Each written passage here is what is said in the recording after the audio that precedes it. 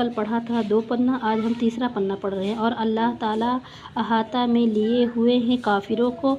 बर्क की यह हालत है कि मालूम होता है कि अभी उनकी बीनाई उनसे ले ली जहाँ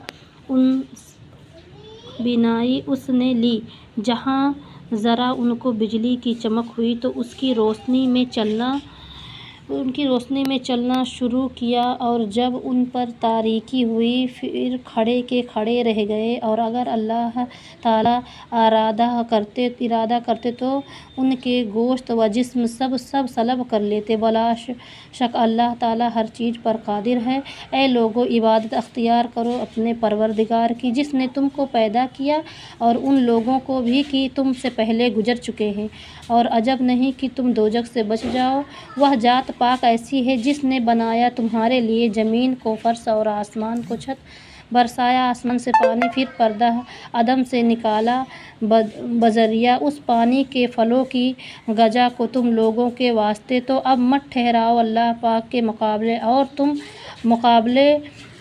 और तुम जानते बूझते हो अगर तुम कुछ खलजान में हो इस किताब की निस्बत जो हमने नाजिल फरमाई अपने बंदे मोहम्मद सल्लल्लाहु अलैहि वसल्लम खास पर, तो अच्छा फिर तुम बतलाओ एक मौजूदा टुकड़ा जो उसका हम पल्ला हो, और बुला लो अपने अहमतियों को जो खुदा से अलग तजवीज़ कर रखे हैं। और अगर तुम सच्चे हो, फिर अगर तुम यह काम ना कर सके और क़यामत तक भी ना कर सकोगे, तो फिर जरा बचते रहो दोजख से, जिसका अंदेशा आदमी और जिसका ईंधन आदमी और पत्थर हैं तैयार हुई रखी है काफिरों के वास्ते। और खुशखबरी सुना दीजिए आप ऐ पैगंबर उन लोगों को जो ईमान लाए और काम किए अच्छे, इसकी बात की कि बेशक उनके वास्ते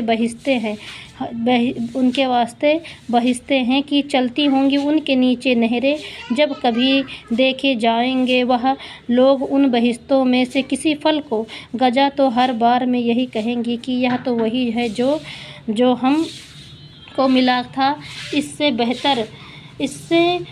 बस्तर और मिलेगा भी। और उन दोनों बार का फल मिलता